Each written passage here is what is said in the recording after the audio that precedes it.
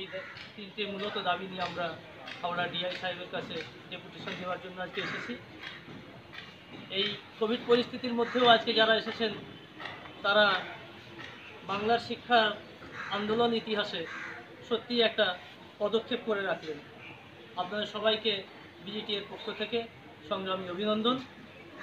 যদিও এই অবকাশে বিশেষ কিছু আলোচনা করার সুযোগ খুব বেশি নেই, আমাদের সময় হয়ে আসছে ডেপুটেশনে। তো আমাদের সেক্রেটারি মহাশয় রয়েছেন, যার অদম্য ইচ্ছা এবং নিরলস দিনরাত এক করে পরিশ্রমের ফলে আজকে আমরা এতজন এক জায়গায় উপস্থিত হতে পেরেছি। আমাদের আগামী সপ্তাহে 11ই নভেম্বর বিকাশ ভবনের সামনে লাগাতার ধর্না এবং প্রয়োজনীয় অনশন কর্মসূচি দিনক্ষণ স্থির হয়ে আছে। আমরা সবাই সেই ডাকের জন্য অপেক্ষা করেছি দীর্ঘদিন। সেই আহ্বানে আমাদের রাজ্য নেতৃত্ব দিয়েছেন, সেই আহ্বানে আমরা ঝাঁপিয়ে পড়ব, তার অঙ্গীকারবদ্ধ হয়েছি এবং আমরা তার পুরো প্রস্তুতি সম্পূর্ণ করেছি ইতিমধ্যেই। এমত অবস্থায় আমাদের সম্পাদক মহাশয় আপনাদেরকে আজকের কর্মসূচি এবং আগামী দিন কী করতে যাচ্ছি এ সম্পর্কে দু চার কথা বলব। এবং তরুণ, তার মানসিক ইচ্ছা তরুণ সত্যি তাই, এবং তখন তুমি বলি কিন্তু আমার থেকে অনেকটা বয়সে বড়, তো ইচ্ছা শক্তি, ওর গাইডেন্স, ওর অভিজ্ঞতা সত্যি আমার ভীষণভাবে কাজে লাগে। ধন্যবাদ রমিজুরকে আপনাদের সকলকে অবগত করার জন্য ব্যাপারটা নিয়ে। বিশেষ কিছু বলবো না আপনাদেরকে, আপনারা সবাই কম বেশি জানেন, এখানে অনেকেই আছেন যারা জেলা কমিটির সদস্য, অনেকে ব্লক কমিটিতে খুব সক্রিয়ভাবে পার্টিসিপেট করেন। প্রত্যেক দিনকার আমাদের হোয়াটসঅ্যাপ ব্লগগুলোতে যা যা আপডেট দেওয়া সেগুলো আপনারা ফলো করেন। আপনারা কম বেশি সবটাই বোঝেন, জানেন, প্রত্যেকে আপনারা শিক্ষক। আপনাদেরকে বেশি কিছু বলবো না, কিন্তু মূল যে বিষয়টা আপনাদের কাছে তুলে ধরতে চাই যে আমাদের লড়াই, আমাদের দাবি কি আপনারা অলরেডি বলেছে রমিজুর। আমরা দাবি কী সেটা আমাদের সাধারণ সম্পাদক ধরুন ভট্টাচার্য থেকে আপনারা বিভিন্ন লাইভ টেলিকাস্টে বা বিভিন্ন সময় লাইভে বা বিভিন্ন লেখার মধ্যে দিয়ে পড়েছেন, কিন্তু মূল যে জায়গাটা দরকার আমাদের এই মুহূর্তে সেটা হচ্ছে লড়াই। দেখতে পাচ্ছেন বিগত 20 বছর ধরে একটা পার্টিকুলার শ্রেণীর শিক্ষকদেরকে বঞ্চিত করা হচ্ছে। বঞ্চনাটা এমন একটা জায়গায় এসে দাঁড়িয়েছে যে দিনের পর দিন এই শ্রেণীর শিক্ষকরাই বঞ্চিত হচ্ছে। আরও কি আমাদের যারা আপনার ক্লাস 5 থেকে 12 যদি একটা স্কুলের টোটাল ক্লাস ট্রেন ধরা হয়, সেখানে দেখা যাবে পিজি ক্যাটাগরির যারা টিচার তাদের না গেছে গ্রেড পে, না গেছে বেসিক পে, না তাদেরকে কখনো গ্রুপ বিতে রাখা হয়েছে। রিসেন্ট একটা আপনার সার্কুলার এসছে, আপনারা কতজন জানেন জানি না। সেই সার্কুলারে আমাদের গ্রেড পে, আমাদের পে স্কেলের উপর ডিপেন্ড করে আমাদেরকে স্কেল করা হয়েছে। সেখানে এইচএম, পিজি ক্যাটাগরির টিচার বা অন্যান্য সরকারি ক্ষেত্রে যাদের মাইনে আপনার ওই 9000 থেকে 4500 যে বেসিক পেটা ছিল, পেটা পে স্কেলটা স্ট্রাকচারটা ছিল, সেই অনুযায়ী যেখানে তারা কিন্তু এই ক্যাটাগরি আমরা 46 অনওয়ার্ড যাদের 2006-এর রূপা 2009-এর পে কমিশনে যেটা ছিল 4600 গ্রেড পে, সেইটা থেকে শুরু করে যারা পড়ছে তার মধ্যে পড়ছে তারা সকলে আপনার এ ক্যাটাগরি, তার নিচে তারা বি ক্যাটাগরি।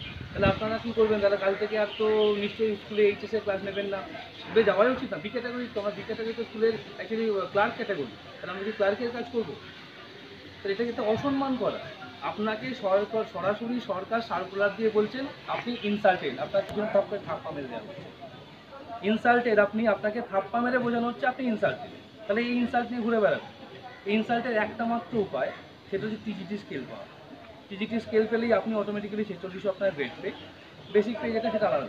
তাহলে আপনি যেদিন টিজিটি স্কেল পেলেন সেই মুহূর্ত থেকে আপনার সম্মানের পুনরুদ্ধার হবে। আপনার অর্থনৈতিক জ্ঞান, আমাদের এখানে যতজন টিচার আছেন আমরা না খেতে পেয়ে কেউ মরি না।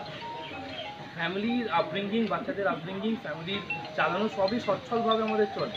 তাহলে লড়াইটা কেন করবো আমরা? লড়াইটা সম্মান, লড়াইটা মর্যাদা।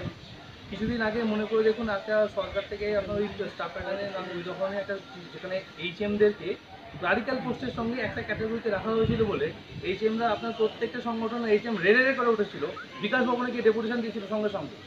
তাহলে তাদের সমস্যা কোথায়? তারা তো মাইনে কম ছিল না। এই এইচএমরা যারা বলছিল তখন যে আপনাদের তো মাইনে কমছে না, আপনাদের বি হলে পাস, আপার প্রাইমারি হলে প্রবলেম কী? প্রবলেমটা ঠিক ওনাদের ঠিক যেখানে লাগছিল আমাদেরও সেখানে লাগে, হাতে ঘা লাগে। আমরাও সকলে এসএসসি দিয়ে পরীক্ষা দিয়ে কোয়ালিফাই করে চাকরি পেয়েছি। আমরা নর্মাল সেকশনে নিযুক্ত হয়েছি, আপনি আজকে হঠাৎ করে বলা হলো আপনি আপার প্রাইমারি, কেন মানবো? আমি যেটা অ্যাচিভ করেছি আমি এটাকে কেন ডিনাই করতে দেবো? সম্মানের লড়াই, এটা আত্মমর্যাদার লড়াই, এটা আমাদের সম্মান পুনরুদ্ধারের লড়াই। এই লড়াই শুধুমাত্র ফিনান্সিয়াল স্টেবিলিটির জন্য নয়। এবার ফিনান্সিয়াল স্টেবিলিটিটা দরকার এখানে, আমাদের যে গ্রেড পেটা না পেলে আমরা সম্মানটা পাবো না। তো সম্মানের সঙ্গে আর্থিক বঞ্চনার সঙ্গে আমাদের সম্মানের যে আমাদের যেভাবে বঞ্চিত, দুটো একসঙ্গে অ্যাসোসিয়েটেড, আমরা এইটাকে মানতে পারবো। তাহলে আমাদের লড়াইটা সম্মান পুনরুদ্ধারের লড়াই, আর এই লড়াইটা সম্মানের জন্য একটা মানুষ তার জীবন দিতে পারে। আমরা কয়েকটা দিন দিতে পারবো না, সম্মানের জন্য মানুষ তার জীবন দিয়ে দিতে পারে, তাহলে আমরা কয়েকটা দিন, কয়েকটা ঘন্টা, কিছু স্যাক্রিফাইস আমরা এইটুকু করতে পারবো না? আমাদের মনে আমরা পারবো সম্মান পুনরুদ্ধারের জন্য। অর্থনৈতিক আপনার বঞ্চনাটা আমরা না হলেও হয়তো মিটে যাবে। সরকার আজকে বলে দিক যে পুরো পশ্চিমবঙ্গের টিজিটি স্কেল হচ্ছে এইটা, আমরা টিজিটি বলে দিই, এবং আপনারা বি ক্যাটাগরিতে বিলং করে না, এই ক্যাটাগরিতে বিলং করে, আমরা চুপ করে যাই। 1 টাকা বাড়িয়ে দিই, 1 টাকা বাড়িয়ে দিয়ে বলুক যে আপনারা টিজিটি স্কেলের অধিকারী, আমরা চুপ করে যাই। সরকারকে এটা বলতে হবে সার্কুলারতে যে আপনারা টিজিটি, ট্রেন্ড গ্র্যাজুয়েট টিচার, সেটা সরকার বলতে পারবে না, কারণ সরকার ভালো করেই জানে ট্রেন্ড গ্র্যাজুয়েট টিচার হলে তাদের কি সর্বভারতীয় স্তরে তাদের স্কেল কাঠামোটা কী আছে, তা সেখানেও তারা সেই ছলনায় আশ্রয় নেয়। তো সরকার প্রত্যেকবার প্রথম থেকে আজ পর্যন্ত বিগত সরকার এবং এই সরকার পরের পর আমাদেরকে ছলনার দ্বারা বিভিন্নভাবে ঠকিয়ে চলেছে একটা পার্টিকুলার শ্রেণীর টিচারকে। তাহলে আমরা এই ছলনার কেন মেনে নেব? এর বিরুদ্ধে কি লড়াই সত্যি প্রয়োজন নেই? সত্যি কি বাড়িতে চুপ করে বসে থাকলে হয়ে যাবে? আমি বারবার একটা যে কোনো আপনার জায়গাতে গেলেই কথা বলতে গেলে আমরা বলি, আপনাদেরকে মোটিভেট করার জন্যই বলি, দেখবেন আপনারা সামান্য কিছু, আমি গতদিন ওনাকেও ফোনে বলছিলাম যে হয়তো একটুখানি ছোটো সেলফি তোলার জন্য আমরা 1 ঘন্টা কাটিয়ে ফেলি, এই সেলফিটা ভালো হয়েছে না, চল আর ভালো করে বলতে, যেই বলবো চলুন একটু বিকাশ ভবন যাই, আমরা অনেকে যাই। তাহলে আমাদের পছন্দ, আমাদের চয়েসটা কিন্তু আমাদের, আমরা কোনটা পছন্দ করে নিচ্ছি। লড়াইটা যদি আমরা ভিতর থেকে বেছে নিই, পছন্দ করে নিই, তাহলে বিকাশ ভবন না হলেও আলিপুরদুয়ার হলেও আমরা চলে যাব। আমরা যারা দেখুন প্রতিনিয়ত আমরা কলকাতায় যাই, আমাদেরকে কেউ বলে না, আমি জানি এটা আমার অধিকার, আমাকে ছিনিয়ে নিতে হবে, এটা আমার বঞ্চনা, আমাকে পূরণ করতে হবে, এটা আমার এই ফিলিংসটা আমাদের মধ্যে দরকার, যেটা আমার বঞ্চনা, আমাকে ডেপ্রাইভ করা হয়েছে, এর উত্তর আমি দেবো আমার মতো করে। তার জন্য বিজেপি আপনাদেরকে সেই প্ল্যাটফর্মটা দিয়েছে, যেটা আজ পর্যন্ত কোনো রাজনৈতিক সংগঠন এই প্ল্যাটফর্মটা দেয়নি। যে পাস গ্র্যাজুয়েট টিচারদের বঞ্চনার কথা কেউ তুলে ধরেনি এক্সেপ্ট বিজেপি। তাহলে এত বড় প্ল্যাটফর্ম পেয়েছেন, আজ হাজার হাজার মানুষ নিরলসভাবে প্রচেষ্টা চালিয়ে যাচ্ছে, যেখানে কোর্ট মেনে নিয়েছেন, সেখানে আপনাদের একটা স্টেপ এগিয়ে এসে সমবেতভাবে লড়াই করতে সমস্যাটা। এই লড়াইটাই আপনাদেরকে চাইছে।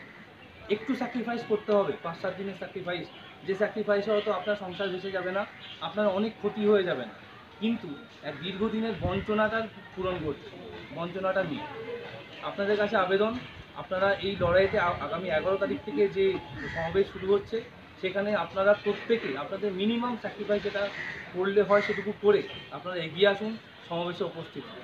এটা একটা সমাবেশের ব্যাপার।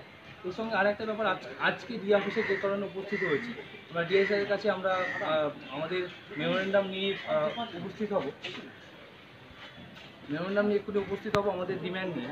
এই মুহূর্তে যেটা মূল দাবি আমাদের টিজিটি এবং ক্যাশ, সেটা তো জেনারেল দাবি, তার সঙ্গে সঙ্গেও পুরো হাওড়া জেলাতে দেখতে পাবেন বহু টিচার রয়েছেন যারা হয়তো 2016 আগে রিক্রুটেড, 2016 আগে recruited every teacher in the pass category teacher যারা ছিলেন তথাকথিত, প্রত্যেকে নর্মাল সেকশনে বিলং করেন, কেউ আপার প্রাইমারিতে বিলং করেন না।